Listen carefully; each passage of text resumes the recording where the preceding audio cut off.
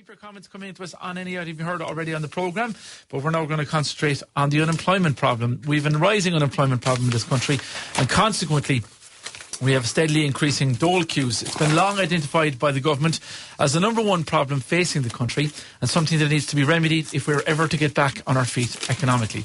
Paul Trevo is a restaurateur in Killarney, owner of Trevo's restaurant on the High Street, and he's posted a 15-minute State of the Nation address on behalf of what he terms the Self-Employment Party in relation to the unemployment issue that we have and how he says it can be fixed. Now, we have Paul on the line. Also coming from the other side of the argument, we have Andrew McCarthy. We'll be talking more with him as well about this issue and about the unemployment issue and about Paul's particular ideas. But first of all, we're going to hear a quick clip of what Paul put on YouTube. We've got three groups of people. We have the unemployed, we've got the government, and we have got the small self-employed person. All three of us have an issue. The unemployed want to work. The government are paying too much out on social welfare. And the self-employed person wants to hire people, but we cannot hire people because we cannot afford it. To make this easily understood, I have brought my two friends with us. We have our man here who was on the dole. We have our government that are paying him social welfare. And we have me, the self-employed person. Now, if this man is collecting 250 to 300 euro per week on social benefits, the government is paying all this. So instead of the government giving this person the 300 euro a week, you give him zero. Instead, the government gives me 150 euro. And I give this person an extra 250 euro. So this person is now earning 400 euro and has got his dignity back, or her dignity back, by working again. The government has saved half of the social welfare immediately. And I can afford to hire somebody, which I desperately want to do, but I cannot because of the way social partners have agreed the Croke Park deal. There has never been a better time in this nation, right now, than to fight the unions. And listen to me very carefully on this one, because this is something we need to do. The Croke Park agreement is bananas, plain and simple. I said to you earlier on why self-employed people cannot afford to hire somebody, and it's because of the minimum wage. Now, I know this could be a touchy subject with a lot of people, but I'm talking about new people coming into the workforce. We cannot afford to pay the minimum wage. It's simply out of our hands. We can't do it. This needs to be scrapped. I'm telling you why we can tell the unions to trot on once and for all. You have your rights here in this country. You do not need to pay membership to somebody who's supposedly going to represent you. You do not need to do that. We have an organisation in this country called NERA, the National Employment Rights Association. Okay? These guys are coming into the small self-employed people, trying to find out, are we paying the staff the right amount? Are we giving them this? Are we giving them that? So NERA now becomes the Union of Ireland. That's Paul Trevo and some of his views. That's just a selection of some of his views that he posted onto YouTube to outline the position, as he says, of the Self-Employed Party. And we're going to be speaking to Paul very shortly indeed on this. But I have got Andrew McCarthy in studio with me here, sectoral organiser with SIPTUG. Andrew, I'll give you the first response before we get in touch with Paul, and I'll just give me your initial response. You watched the whole 15 minutes. He's making points there about being self-employed, trying to hire people and not being able to afford to hire people. Well, first of all, Paul, I'm sure is well aware that the existence of the Revenue Job Assist scheme, where, there are additional PRSI allowances and tax allowances in terms of hiring people who are more than 1 year on the live register. Mm. And, I've rarely seen anything as misinformed and as misleading in anything that I have looked at or heard people saying in the past number of years. First of all, the Croke Park deal, as you are well aware, Jerry, and as the public are well aware, has nothing at all to do with social welfare benefits. Mm. It's about public service employment and about public service rates of pay and about public service redundancies. I don't think the word social welfare or benefits or unemployment is mentioned in it anywhere. In actual fact, the Croke Park deal is actually contributing to the unemployment problem in that it is making more public servants unemployed and depriving us, the ordinary citizens, of much needed services. Mm. The idea then that's trotted out in this YouTube rant that the unemployed are getting somewhere between 250 and 300 a week. They're not. The job seekers benefit at the moment for a single person is €188 a week. That's what it is. And to try and live and exist in that is next to impossible. Okay. The other point that he talks about, and he talks very trenchantly about, and he ties in the two, the minimum wage, about the need to scrap the minimum wage, if anything. And this was proved by Roosevelt after the Depression in the States, where he brought in the Labour Acts and, saw the need for strong trade unions and negotiations so that you created wealth, that you created well-paid jobs so that people would have the confidence to spend in the economy. I mean, does Mr. Trevo expect us to take him seriously?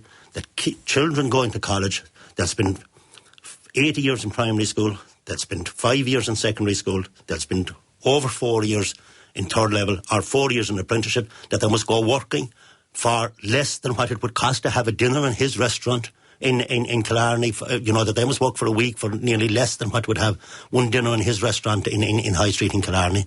I don't think that's okay. feasible. And to stay with us, we've got Paul Trevo on the line. Paul, we just played a 2-minute clip outlining your main arguments there. Andrew McCarthy has been rebutting some of them and saying that, your ideas are off the wall. What's your response?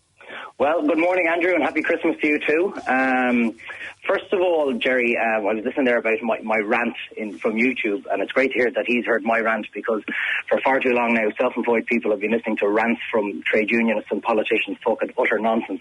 And when we're quoting about things that happened in Roosevelt's time, we can see just exactly how antiquated trade unions are.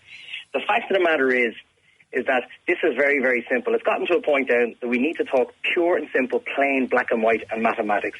And if the country was treated like a self-employed business, it's basically money in versus money out. And there is far too much money going out than what's coming in. And we cannot afford it. It's as simple as that. Now, we can walk around with our heads in the sand for as long as we want, getting ourselves into a worse and worse situation. But the fact of the matter is that the biggest expense that we're facing in this country right now is social welfare. And that needs to be addressed 2 years ago, not now, and not in 6 months' time, and not go off and have committees and meetings and come back to us in 6 months' time with reports. It needs to be addressed right now. Now, people mightn't like to hear this, but this is a simple fact of the matter. When I was talking about social welfare, I was talking about everything that's brought in, from rental allowance to all kinds of allowances that people get. Now, I don't want to offend anybody. I'm not talking about... Not just anybody. Basically the job seekers benefit. No, absolutely. I mean, people who are being paid for nothing. Now, don't get me wrong. As I said, I don't want to offend people that are out there saying I'm only getting 150 or 160. They're not the people I'm talking about. I'm talking about people who are claiming far more than what the person who's working on the minimum wage right now is. And that is wrong. We are rewarding people to do nothing, when the people we need to be rewarding are the people who are out working. And Andrew can turn around and quote X, Y, and Z and whatever. It's irrelevant. It's boiling back to simple mathematics. There is far too much money going out of this country and coming into the country. And to make it very, very simple, trade unions and politicians look at the finances of this country like an hourglass. They are looking at all the sand dropping down, and they are trying to find more sand to put into the top of that hourglass. A self-employed person would fix the hole. That's the easiest way to sum it up. Andrew? Well, first of all, the country is not a self-employed business. The country, there is society out there to be looked after. There are old age pensioners to be looked after. There are, unfortunately, people who have become unemployed. I haven't yet met any person who's unemployed who doesn't want to work. But that person is entitled to work for a reasonable wage. And if we're to bring back spending power so that people can use the likes of Mr. Trevo's restaurant and what have you, you need a decent wage. You can't do it where the minimum wage is abolished. You couldn't even afford to eat in Mr. Trevo's restaurants for an hour. I'm looking at Mr. Trevo's prices. Before you go to that, Andrew, but what about the point he's making? One point that he's making, he's saying that the minimum wage versus the amount that people are on maybe might be getting, the disincentive to work that exists. There is no disincentive to work, because anybody out there, first of all, the minimum wage is the minimum wage. And people should be aspiring to more, and that's why trade unions are in existence, to try and negotiate more for people. And it's not just about setting a minimum floor. We're not talking about a race to the bottom. If this economy, if the economy of this country is to improve, you will have to have a situation where wages start improving again. And you will not get the retail going, you will not get the restaurants going, you will not get the bars going if people are expected to work on the minimum wage only. And that's the reality. And people who are spending, a fortune going to college and getting a good education, to expect them to come out and work for less than what the minimum wage is at the moment, to me, is off the wall. Okay, Paul, answer that one there. You're scrapping the minimum very wage. Simple, Jerry. We do not need a trade unionist to fight our battles for us. For the person who's working on the street. We do not need anybody fighting our battles. We do not need trade unions in this country, full stop.